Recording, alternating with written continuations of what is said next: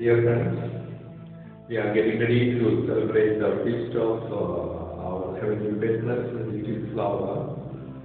Therese of child Jesus, another name Therese from this year. The last 1 century, one of the saints, modern saint who has influenced the young stage of the young generation so much. We don't find it any other saying this. Little flower, as we know, is born the Martin family of the youngest daughter. At the younger age, she lost her mother, but she was grown up with her sisters and father, and the love and affection of her father, and the care and attention of her sisters, elder sisters, has influenced her a lot to form her spiritual life or her theory or the vision or her relationship to God. And this atmosphere where she was grown up, the family issue, the talk or the advices of her father, and the care and the direction and the letters that are written by her sisters, and she was also encouraged to write, and this all helped her to form a special relationship to God and Jesus Christ, who is her beloved. And this was slowly grown up in her life, and finally she reached the Carmel convent, and from there the struggle she has taken to answer her vocation, and from their life there, the short time of life in the cloister made her to be a big missionary, a great saint of the modern time. As what I have understood, that the spirituality of childhood, or the spiritual childhood, which she has propagated or talked very much about, is she experienced from her father. So as we know, the family, Martin family, is a saintly family, and that has given the nourishment for this. And she has really experienced the love of her father, which led her to direct her this attitude towards the Heavenly Father, God, our Father, and how much He loves, how much He cares, and her perception about the life and the relationship to the Father, Heavenly Father, as is wonderful. The calling God our Father, and she has the smallest child, and the relationship she has interiorly nourished. And from there, she has also got a love of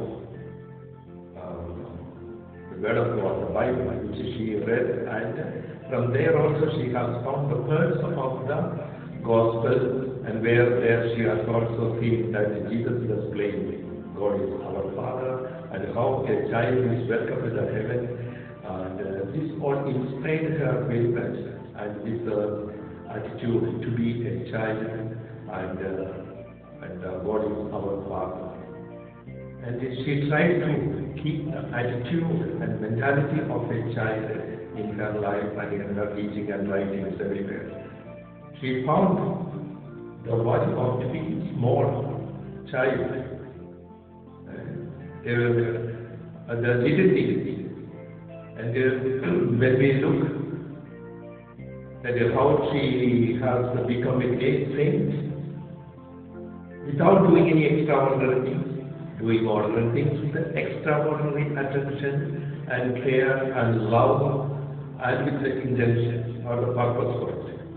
And that made her life wonderful. And that is what is the way she is showing us the spiritual childhood or the little way or the shortcut of little flower, which leads to the heaven.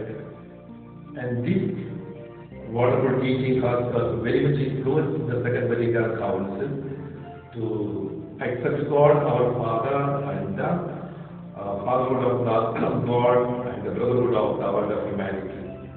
And also John Paul 23 has opened the door and the mentality of the relationship with God and man is changed.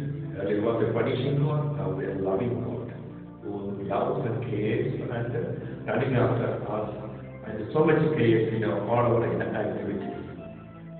So, these wonderful teachings has influenced very much, and also the little way which has attracted many of the young states. And the little Mission League and the young states and many of the congregations and sisters, religious and priests and even Pope is also very much attracted to her teaching and writing. He has not written many books, small writings about the story of Saul and the letters what she has written to her near and dear ones has given her teaching. Lately, after the council, in 1997, she became the doctor of the church. And the wonderful teaching that she is giving to each one of us is fantastic. And in short, telling what she is telling us to have an attitude, a special attitude of love and affection to our Heavenly Father, which will lead us and guide us and give the motive force in our life to do everything good and correct and to be holy like our Father, to manifest the qualities and virtues of our Heavenly Father in our life to all, and which help us. And this is what also made her to be a big missionary. She didn't go anywhere, living in the cloister. It's her attitude to save the souls through prayers and little sacrifices and offer with the wonderful affection and love to her, the Father, and also her relation with Jesus. She found and asking Jesus, as a beloved, to utilize all the moments and occasions to do for joining the redemptive work of Jesus to save the souls and fulfill that life. God has loved us, and Jesus has come and they have called us, and especially called and to work with Him. So, this is what the message she is giving to each one of us. Love more and more, and do not extraordinary things, the ordinary things of the day-to-day life with an extraordinary love and affection for the special purpose for which Jesus has come and lived with us and love and sacrifice. And we are successful in the life, but Jesus has shown us to live and be successful and to be holy and a real follower of Jesus Christ and save souls for Jesus. This is what she is inviting us and teaching us. So, as a missionary congregation, let us also see how much we are attracted to witness the missionary spirit in our day-to-day life. How we are leading and guiding the people, those who are come across in our life, to Jesus and to love God, our Heavenly Father. And for the little flower intercede for